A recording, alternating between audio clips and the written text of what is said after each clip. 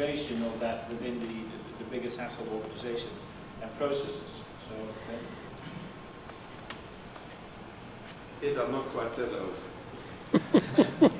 It's been 28 years. It's 28 years. Just see if we can get Martin working.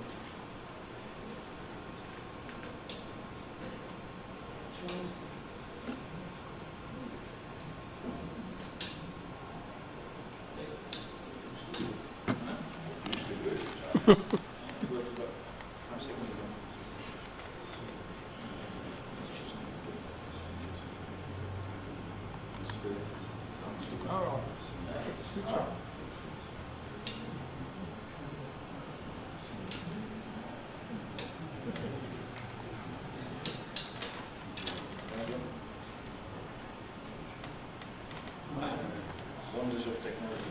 This is the good. There you go.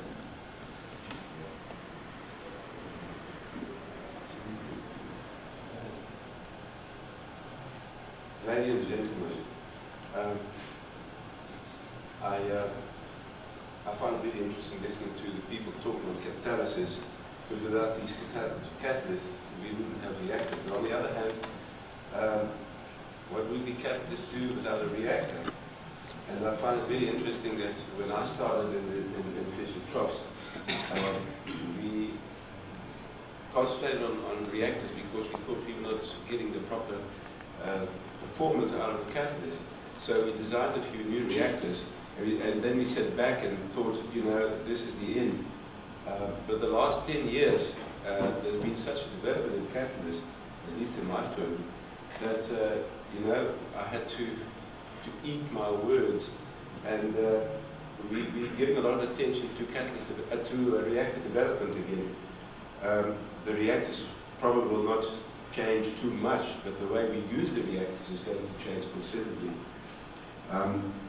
Anyway, this you all know, but I would like to point out, normally people talk about low temperature Fischer-Tropsch catalyst that is, has a major interest.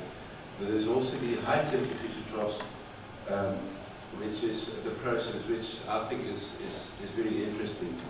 As you can see, high temperature is around about 350, low temperature is about 250 degrees C, and it makes different products, which I show there for an iron catalyst.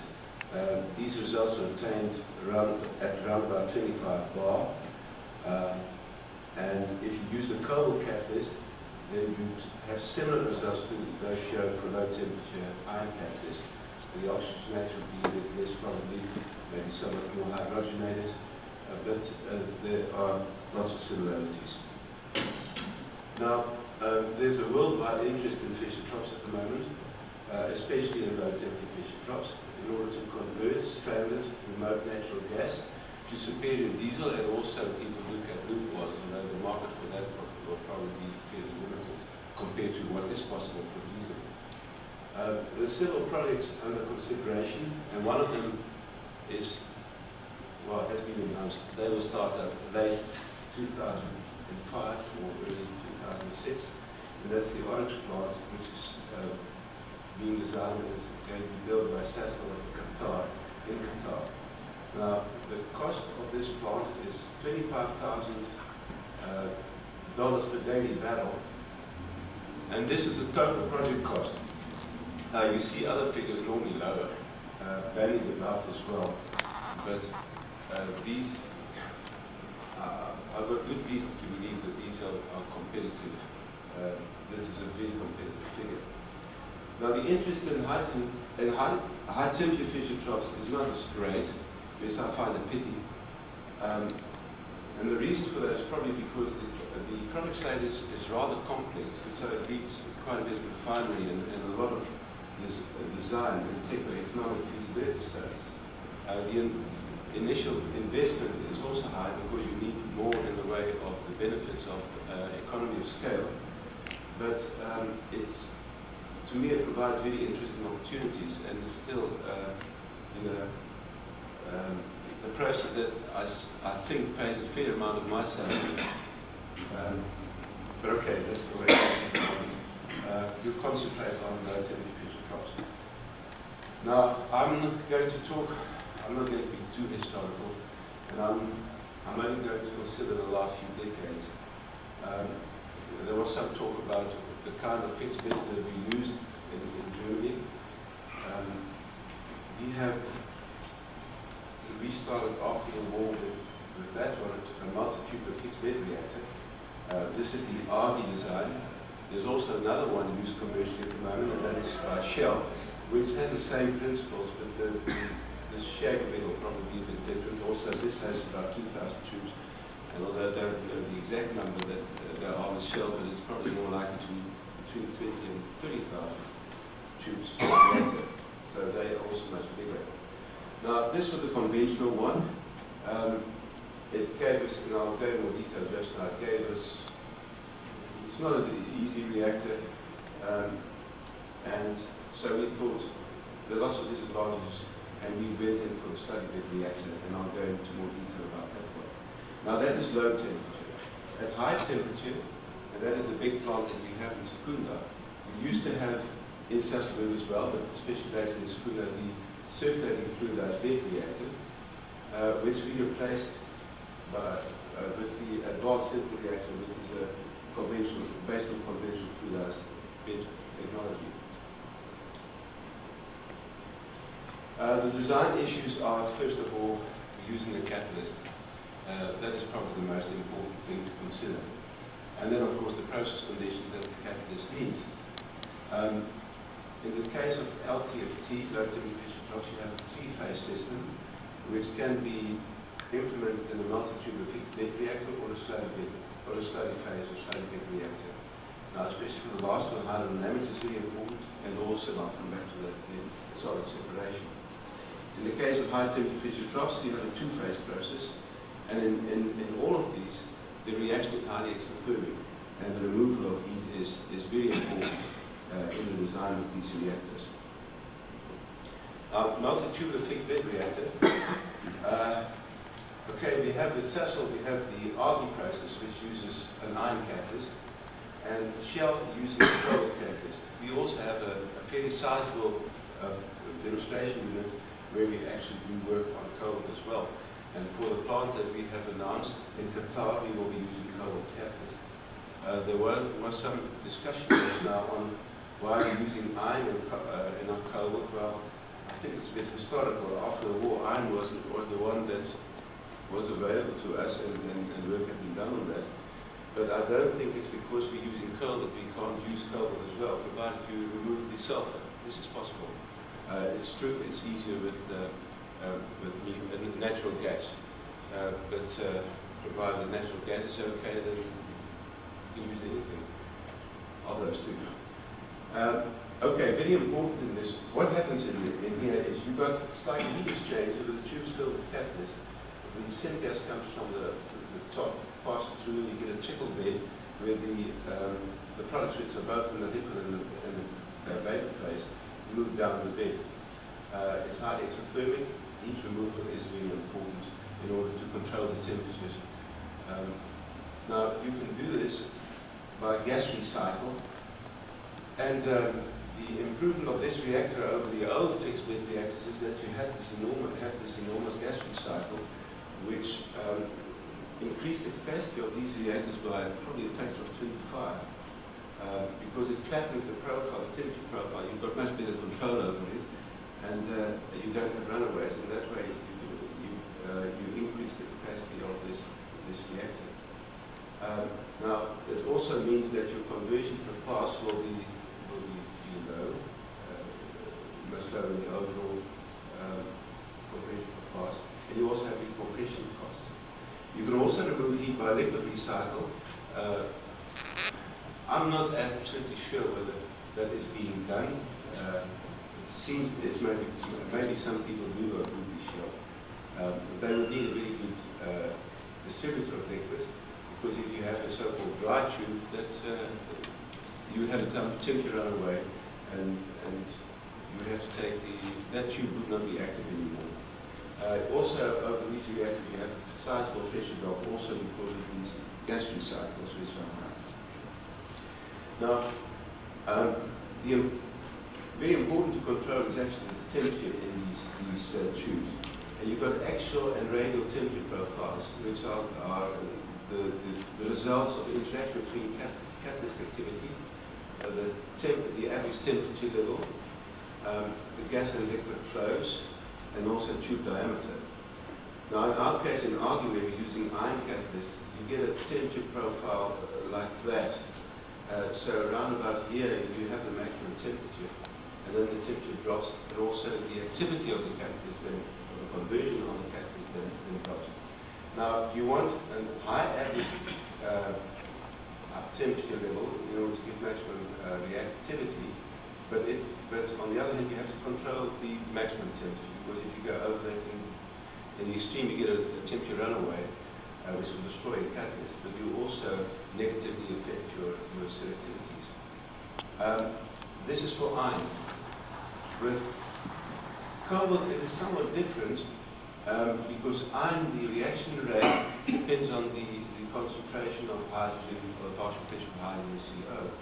Whereas with cobalt, you have that the reaction rate is proportional roughly to the hydrogen to CO ratio, in which case the conversion will not affect the reaction rate too much, so that you can in fact have a flatter temperature profile in those reactors, because it's not affected by the partial pressures. Now then the other thing is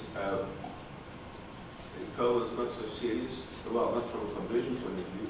From a sensitivity point of view, you would like to have plug flow. With iron, you would like to have plug flow in any case for conversion's sake. Sorry, I've got a pretty heavy cold. Now, the fact that you've got these recycles means that you are away from plug flow. And with this reactor, I don't think there's all that much that we can do about it. The cost of the reactor is, well, it's costly, and it's because it's mechanically complex. Process-wise, it's really, having one tube or a million tube doesn't make any difference, but mechanically it makes a big difference. So scale-up of these reactors is not so easy. In the case of iron, where the life of the catalyst is not all that long, you have to replace the catalyst, which is another design burden that you have, because you've got to make provision for that. With cobalt, which has a life of at least a year, maybe 5 years, of course it's not that critical. Now the solid phase reactor, there you have actually catalyst suspended in a liquid. This is actually the liquid product, and gas is bubbled through there. The most important characteristic of this reactor is that you have a well-mixed reactor. Ideally, or non-ideally, depending on the way you look at it, it is a CSDR, and it's got many of the characteristics of CSDR. And the product comes off in the vapor phase and also in the liquid phase. Now, you can, because it's well mixed, you've got virtually isothermal operations, you have a high average temperature, and therefore your catalyst sees the optimal temperature for high production rates. So you get CSDR behavior more or less with respect to conversion and selectivity. That's why you get a high volumetric conversion rate. And for iron, it's important. You can also have online catalyst removal and addition, which in the case of iron is important for selectivity control. The operating cost is well, in our experience, is much less. You use much less catalyst, and also because you don't have to open up the catalyst to the reactor or to replace the catalyst, the maintenance costs are also reduced. Capital cost is quite a bit less because it's a simple construction, but I can't, the comparison that we have with Jager is probably not fair, because Jager is a fairly old design, whereas Shell are using newer designs, but it's still quite a bit cheaper than the tubular fixed reactor. Now, very important here, of course, is because the liquid products are in fact intermingled with the slurry, and you have to remove them from the slurry. That means you have to do some sort of separation, which we do by means of internal devices, which can't talk about it any further, but it was a very important development. And it was not just a matter of getting those devices to work, but it's also you have to optimize the catalyst properties. In the case of iron catalyst, it's a precipitated catalyst, it's not very strong. But, so we have to optimize its properties, but even for that catalyst, we got a very effective and a relatively cheap process developed. With cobalt, the problem is less because it's a much stronger catalyst, it doesn't break up, and obviously the finer the particle, the more difficult the separation process. The reactor has a high capacity volume, it's got a good turnout ratio, the pressure drop is reduced by 65 to 85% because you don't have to force those gas streams through these packed beds. And one can get probably more than with a multitude of bed reactor, you can get blood flow behavior. If you stage inside reactors, that makes a difference with iron, with cobalt, where the reaction rate, as I said, it's proportional to the hydrogen to CO ratio. That won't help all that much, but what does help is if you have interstage press feed addition. So because there's a lot of volume shrinkage as you get high conversions, and so you make up for that volume that becomes available by interstage press feed addition. Now the same principle we also use when you have reactors in series. And in fact, if you made your reactor small enough, you wouldn't have to, well, you don't have to stage these reactors. There's an there's an interplay between those two approaches. With series operations of reactors, you have the advantage that you can also knock out some of the products, and especially water, and I'll come back to it later on. The knockout of water is very important, either for the recycle or for if you have in series and you pass the tail gas of the first reactor onto subsequent reactors. Catalyst, okay, that more or less determines what your reactor has to look like.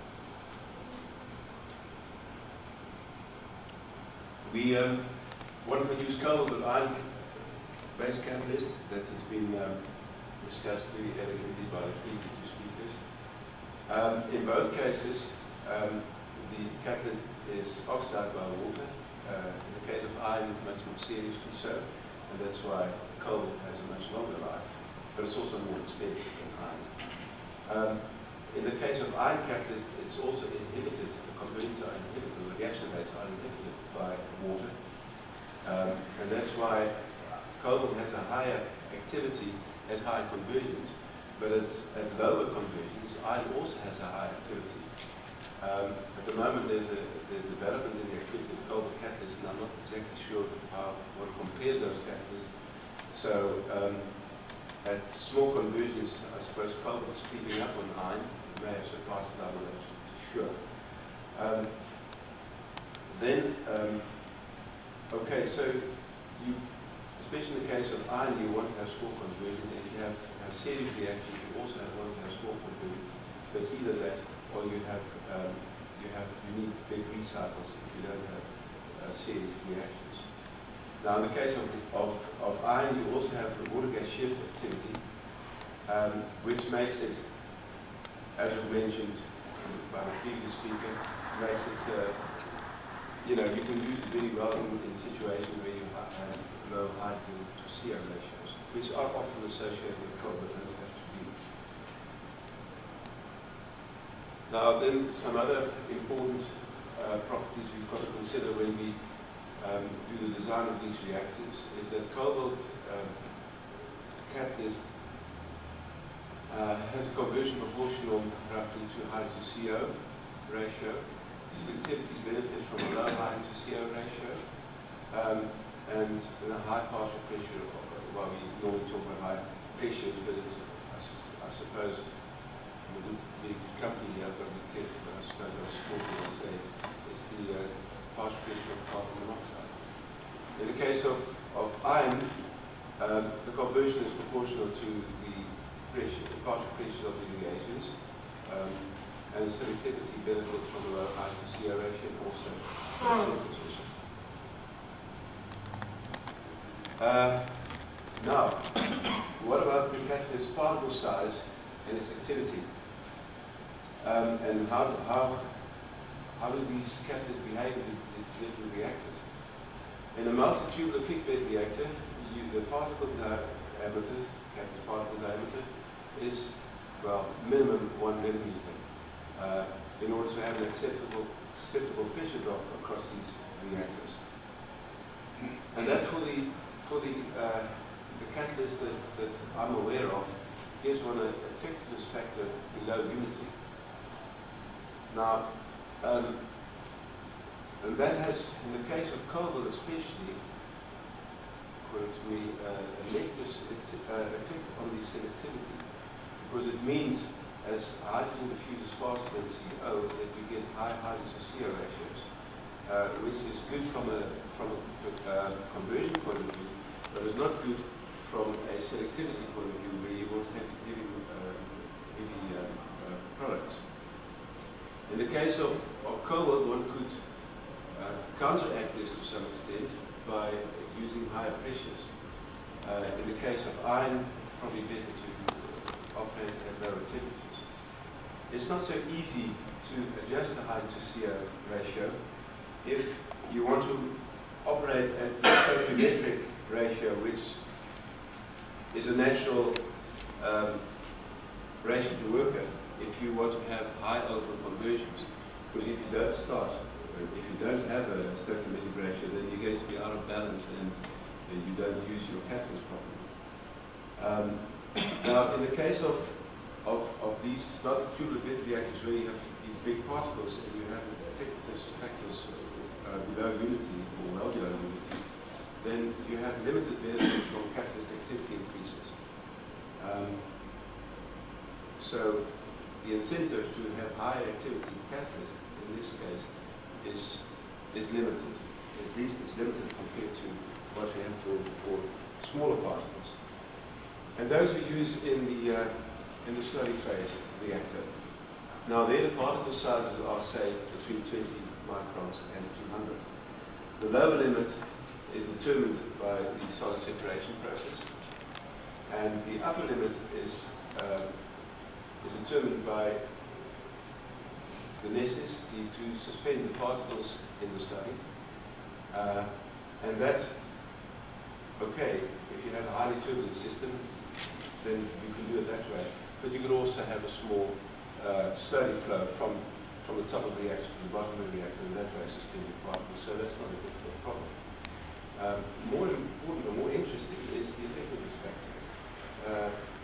I think, well, obviously, if you get the best performance with the effectiveness factor and unity, and in the case of these smaller particles, that is the case. Now, Calvin also thought that we're going to have another generation of catalysts, and one of the things in these catalysts will be that they have a high activity, and I expect these catalysts to believe that we will have high activity catalysts, and they can still make proper use of these effectiveness factors which are close to unity. Now, one may have to reduce those particles, but that's fine in a slurry bed reactor, because one would rather have them smaller than bigger. It's just that the way catalyst is made, you have a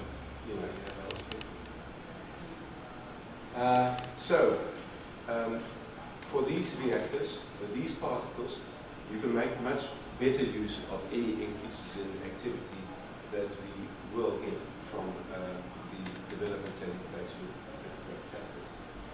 And in the case of cobalt, the fact that you have effective factor close to unity also means that the height to CO ratio is not going to well, call it distort or something. And this is also therefore beneficial for the selectivity of cobalt catalyst. Reactor capacities. At present, well, Shell, they have reported, I said presently, maybe I should say in the recent past, they have reactors which on average produce 3,000 barrels per day. That's on average, because they actually have three primary reactors feeding into one secondary reactor. They have announced that they will have capacities of 9,000 barrels a day. We try and check them, and we think yes, this is it seems quite reasonable. They also said that the potential for these reactors is 10 to 15,000 barrels a day. I'm mentioning their work because I think they further advanced with multi-tubular fixed bed reactors. We haven't given that much attention to them in the last few decades, I suppose. Not on the reactor side, because we think that the slurry phase reactor is the one to go for. At the moment, we have a commercial reactor which operates, has a production rate of 3,000 barrels a day, more or less. And for the plant that's being built in Qatar, we'll have 70,000 barrels per reactor. The two reactors there, they operate in parallel, whereas these are operated in series. Now, the work that we've done, and I will give you some of the reasons why we think we can do this. We think for the same size of reactor, we can get capacities of well over 30,000 barrels a day.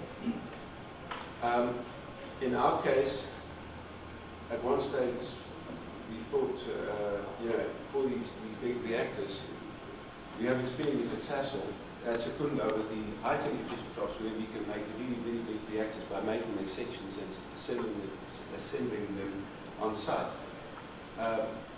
Shell don't do this.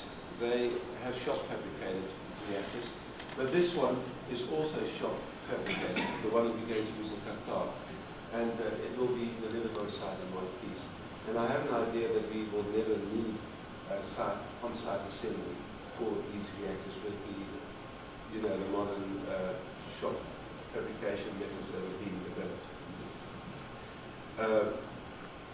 Okay, this is a picture of our 3,000. You see 2,500 there, but if we operate it somewhat differently, we make it reactors here, but if we operate this in the diesel mode, then we can get more out of this reactor than is mentioned here. And sometimes we get a little bit more. Okay, for tubular fixed, I think that's a picture was out of sequence. It doesn't matter. For multi-tubular fixed bed reactors, they have 3-to-1 high capacities. Now, we calculated, we try to work out what shall be doing. And they have a better catalyst. They also optimize their process conditions. We think that they optimize the use of their reactor, and all that gave them a good result.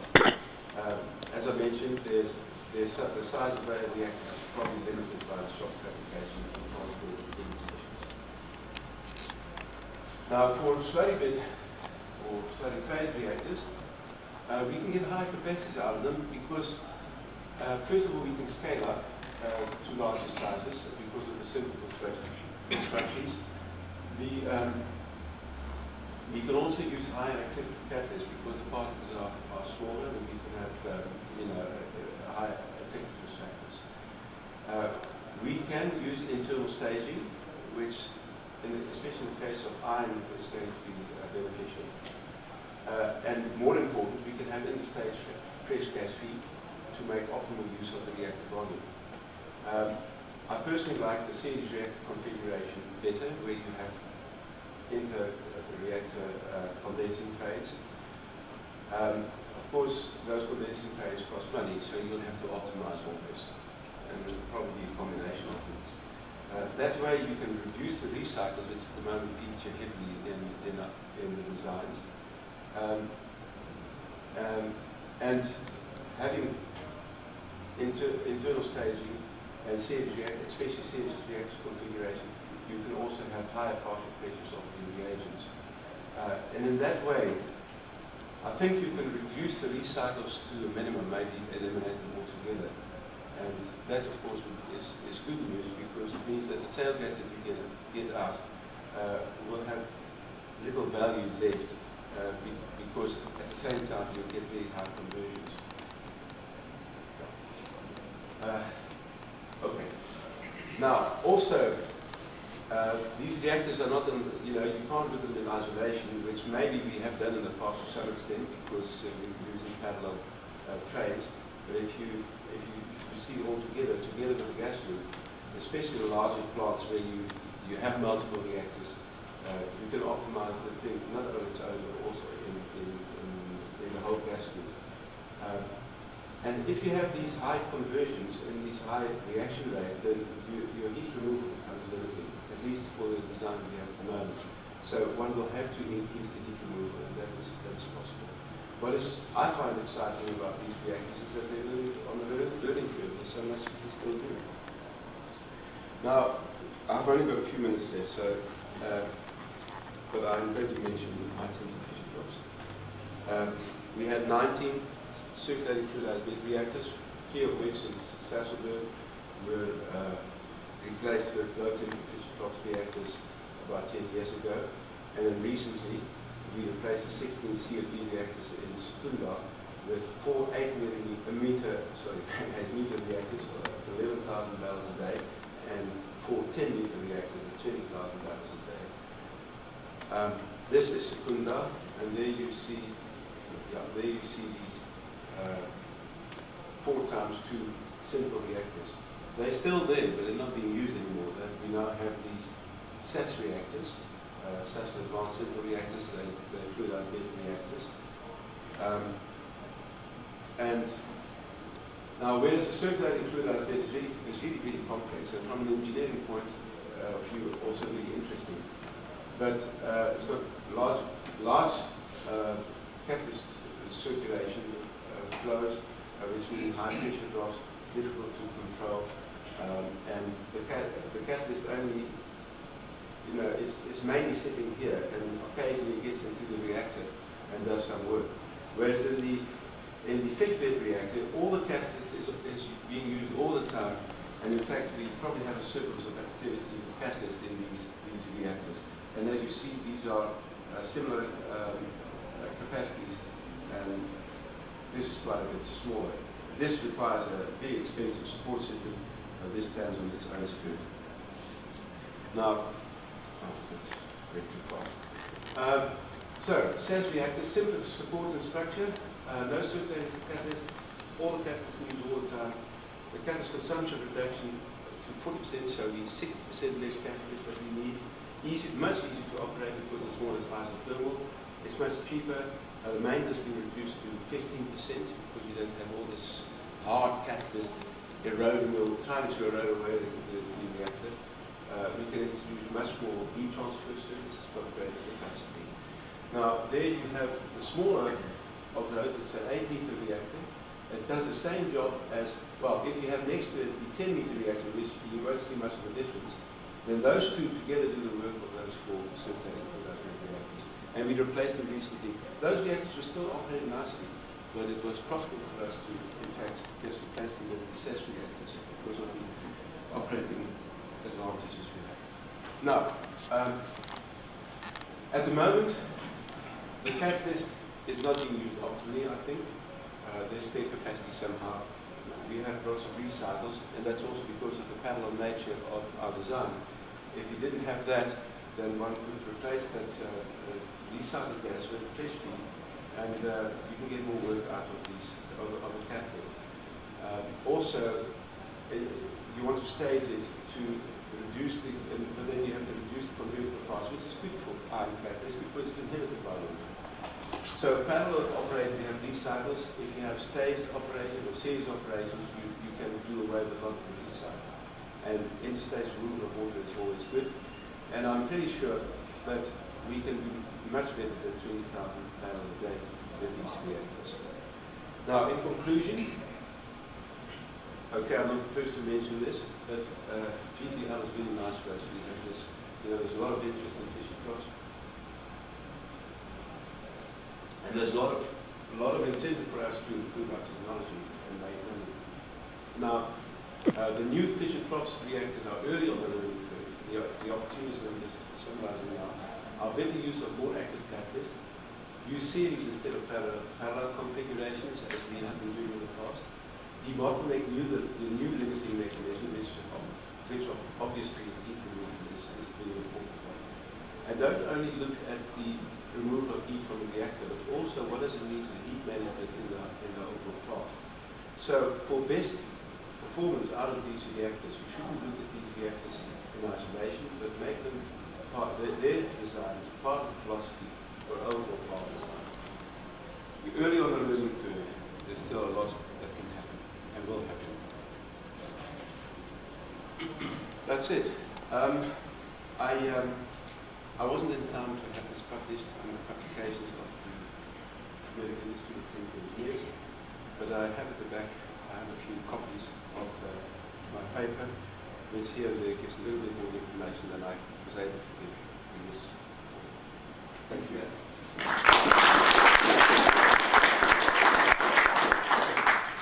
Thanks, Ben, for giving this overview of and sharing the developments in the commercial developments of the reactors, from small sizes to enormous sizes.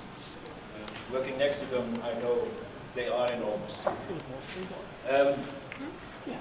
If there are quick questions, 1, 2, Vladimir? Yeah, and what about Fischer-Tropsch synthesis or reactor with supercritical solvent? What is your opinion? Well, look, maybe I haven't seen enough of it, but what I've seen of it is really interesting. But the amount of solvent that you need is so high that I can't see that, with the information that I've got, I can't see it as commercially attractive, because your separation process will be very, very expensive. But okay, maybe I haven't seen the right figures. But that would be an important thing. I enjoyed your presentation, and I just have a quick question.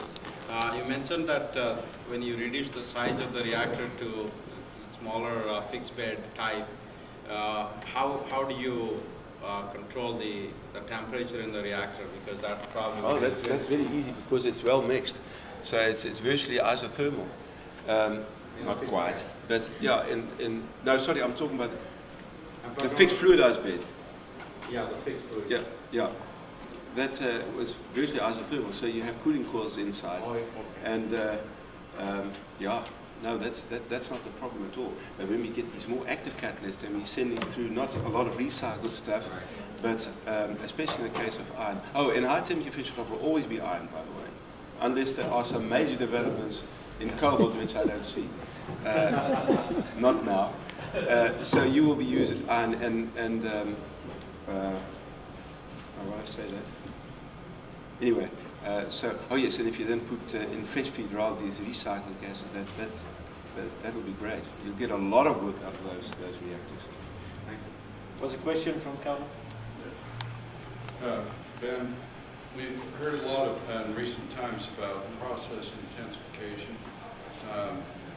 In your opinion, is there a promise or some room for improvements in the area of process intensification with FT reactors? Well, on a macro scale, we do that already.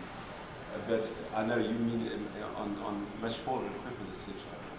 It looks really interesting. I don't know enough about it to be able to say anything sensible about it. But it looks really interesting. And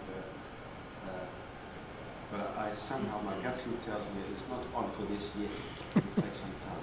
But there is a problem with heat management. Yes, yes. And that might be improved by going to smaller channels. Yeah, but you still got to get it out of those smaller channels as well.